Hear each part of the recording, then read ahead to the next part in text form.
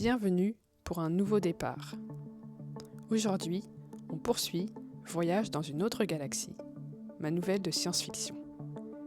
Installez-vous, l'histoire continue. Voyage dans une autre galaxie, écrit et publié par Lila Kreun. Chapitre 4. Retour à la réalité. Combien de temps resta-t-elle ainsi ? Elle ne sut le dire. À son réveil, le bruit lancinant des hélices avait cessé. La pièce était baignée d'une lumière chaude venant de l'extérieur du vaisseau. La lumière clignotante rouge avait disparu, elle aussi. Le silence régnait en maître absolu. Elle étira par réflexe ses membres endoloris. Ses articulations craquèrent légèrement.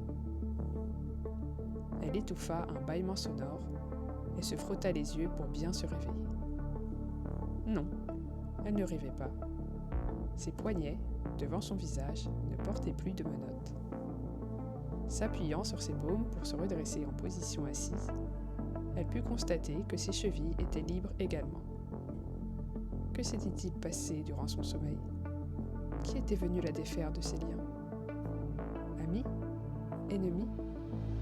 Elle ne saurait le dire. Mais elle était encore en vie. C'était signe que les occupants du vaisseau ne lui voulaient pas de mal. Ou du moins, pas encore. La lumière extérieure qui éclairait la pièce était devenue plus forte. Impression ou imagination, sa prison exiguë semblait se réchauffer. Elle posa un pied nu sur le sol. Plus de doute possible, il était chaud. Elle avança avec précaution vers l'immense panneau de verre donnant sur l'extérieur. Ce qu'elle vit la laissa pétrifiée d'horreur. Là-bas, en face, une gigantesque boule de feu émettait une lumière insoutenable. Des panaches de lave en fusion s'élevaient de son centre pour aller lécher dangereusement les parois bleutées de l'appareil. À certains endroits, la coque avait déjà commencé par fondre.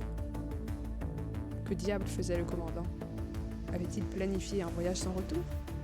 Une mission suicide ? Soudain, une violente secousse la jeta à même le sol. L'appareil vibrait à mesure qu'il se rapprochait de l'astre lumineux. Elle devait agir, et vite, si elle ne voulait pas finir rôtie comme une dinde de Noël.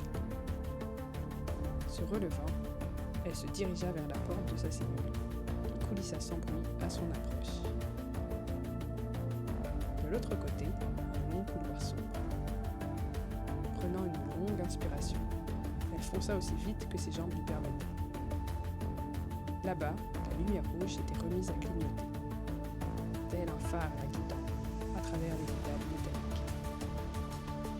Elle la suivit. Après tout, ne l'avait-elle pas guidée lors de sa virée nocturne en forêt ? N'était-elle pas celle qui l'avait appelée ? Elle arriva devant une croisée de couloirs. La lumière guide avait disparu, la laissant seule face à ses choix.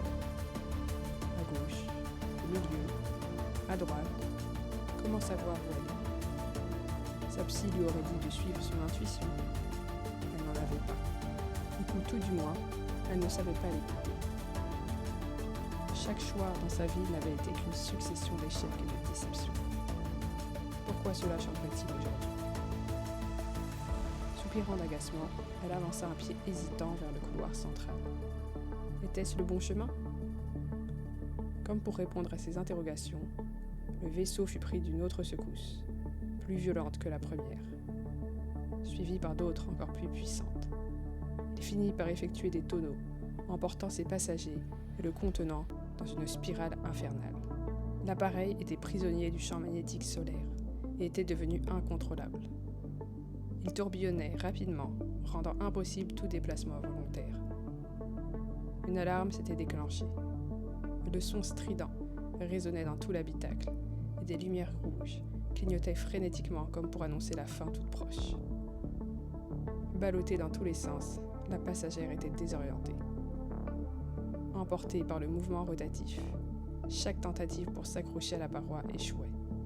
Ses bandages, collés à sa peau, semblaient la protéger contre les chocs violents que son corps subissait à chaque impact sur la paroi. Ses doigts ensanglantés n'avaient, quant à eux, pas été épargnés. Les parois de verre dévoilaient l'astre lumineux dans toute sa splendeur.